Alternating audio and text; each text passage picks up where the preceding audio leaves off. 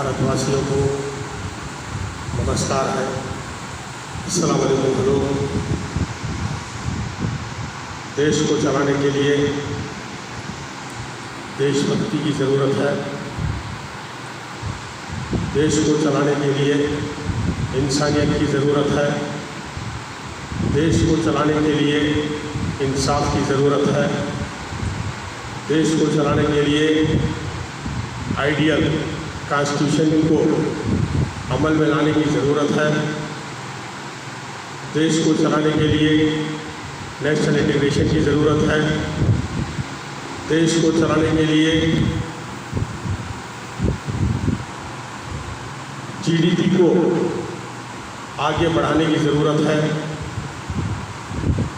देश को चलाने के लिए नेशनल इनकम को बचाते हुए आगे बढ़ाते हुए तरक्की की राह पर रखना ज़रूरी है। देश को बचाने के लिए लोकल बॉडी से लेकर स्टेट लेवल क्यों ना हो, नेशनल लेवल क्यों ना हो, आमदनी को, इनकम सोर्स को डेवलप करने की ज़रूरत है।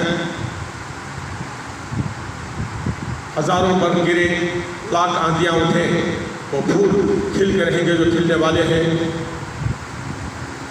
ज़िंदगी हर कदम एक नई जंग है। सारी दुनिया जानती है, सारा भारत जानता है। हर इंसान की ज़िंदगी में, हर सतह पर, हर डिपार्टमेंट में और हर मुल्क के लिए ज़िंदगी हर कदम एक नई जंग है।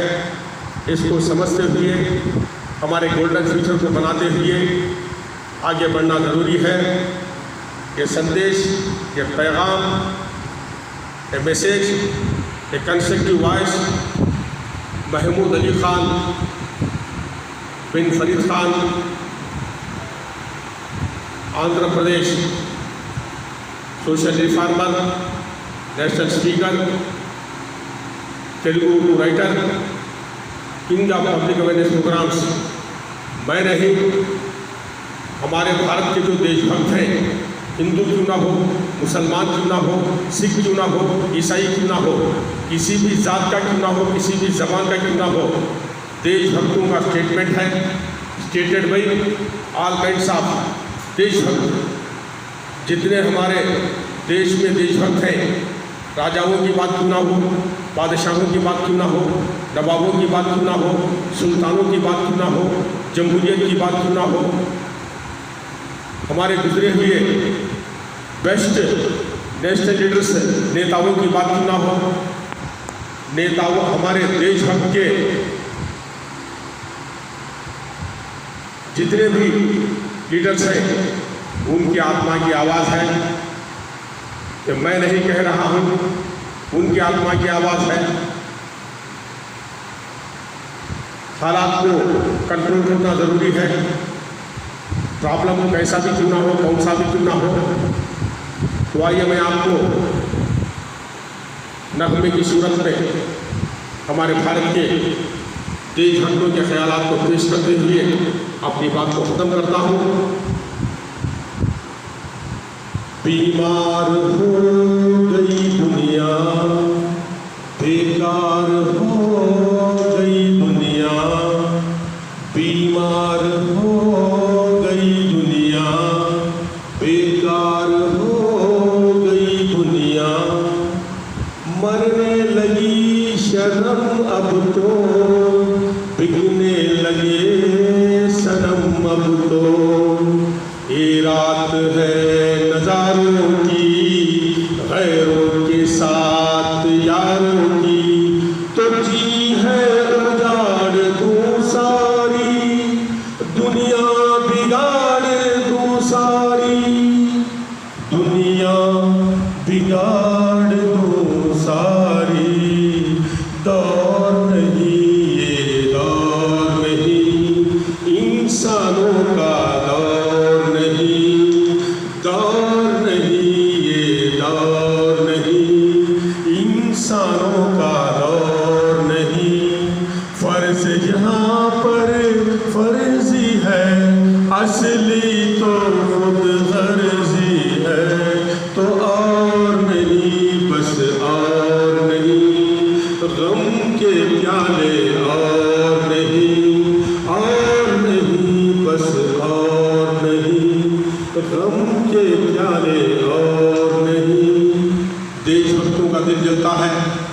भारत को तकलीफ़ होती है, भारत की आवाम को तकलीफ़ होती है, भारत की आवाम का दिल जलता है, उनकी आत्मा जलती है, तो ऐसी भावनाएं पैदा होती हैं, ऐसा ख्याल पैदा होता है कि देशभक्तों का दावा है।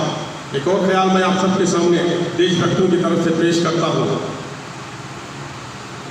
मार्केट डाउन बिकता है बोलो खरीदोगे, मार्केट डाउन बिकता है बोलो खरीदोगे, ये जो संसार है चोर बाजार है, ये जो संसार है चोर बाजार है, धोखा बिकता है बोलो खरीदोगे, मार्केट डाउन बिकता है बोलो खरीदोगे, मार्केट डाउन बिकता है बोलो खरीदोगे, ये जो संसार है चोर बाजार है, वादा बिकता है बोलो खरीदोगे।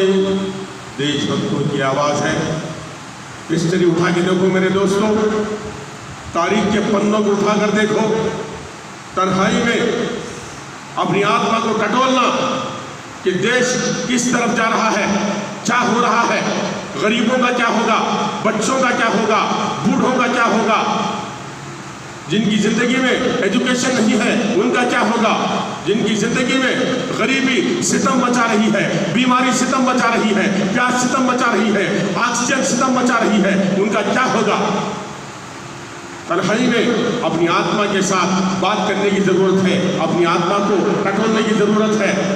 भारत की सरजमीन में मौलवी हजरत मोहानी, भारत के देशभक्त जो डॉक्टर अम्बेडकर के साथ काम कर चुके हैं देशभक्ति का, नेहरू के साथ, गांधी जी के साथ, मौलाना आज़ाद के साथ, मौलवी हजरत मोहानी साहब फ्रीडम फाइटर्स की लिस्ट में आते हैं, मेहनत कर चुके हैं, काम कर चुके हैं। उन्होंने उस जमाने में लिखा है, गरीबी हर बहार होती है, गरीबी हर बहार होती है, मर्द का एतबार होती है। इस शेर को, इस आवाज़ को, इस पैगाम को, इस जोश को, इस बेदारी को, इस प्रोटेस्ट को हर बाशिंदे को, हर नेता को आज भारत में समझने की ज़रूरत है। गरीबी हर बहार होती है। ये आंसू, ये जज्बात तुम बेचते हो, गरीबों के हालात तुम बेचते हो, ये आंसू, ये जज्बात तुम बेचते हो, गरीबों के हालात तुम बेचते हो।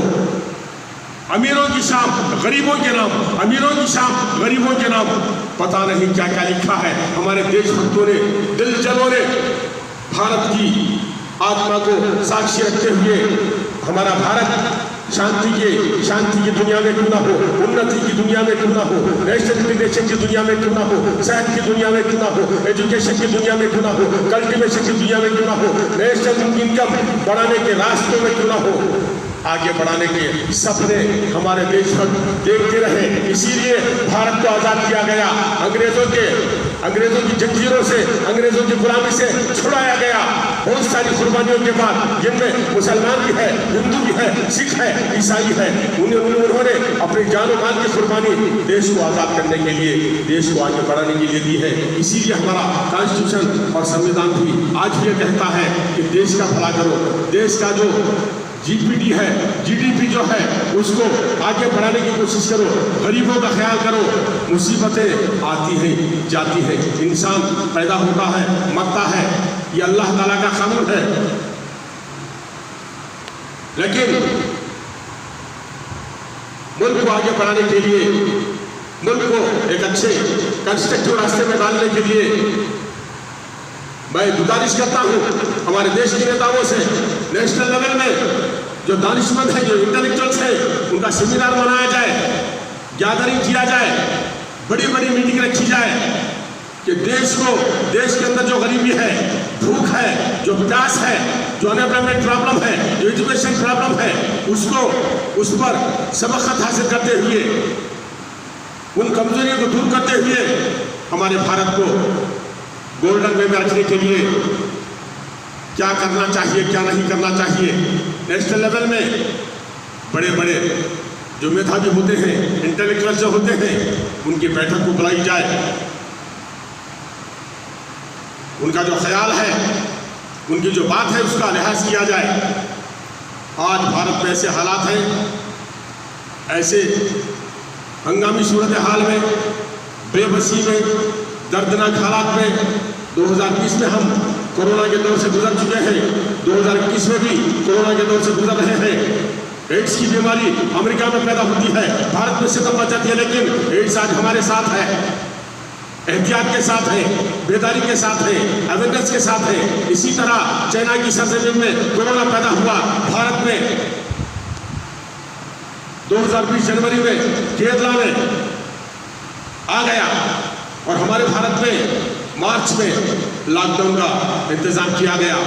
बहरहाल क्या हुआ क्या नहीं हुआ, आत्मा की आंखों से, दिल की आंखों से देखने की जरूरत है। भारत के दर्द को समझने की जरूरत है। मालदार पार्टी क्यों ना हो, पढ़ा लिखा बहुत बड़ा स्कॉलर क्यों ना हो, बहुत बड़ा देश का नेता भी क्यों ना हो, भारत की जनता की हालत को समझने की जरूरत है। पता नहीं कितने कल क्यों ना हो, आज क्यों ना हो, आने वाले जमाने में क्यों ना हो, कितने भूख के साथ मर रहे हैं, भूख के साथ लड़ रहे हैं, भूख के साथ जंग कर रहे हैं, भूख के साथ मजम्मत कर रहे हैं।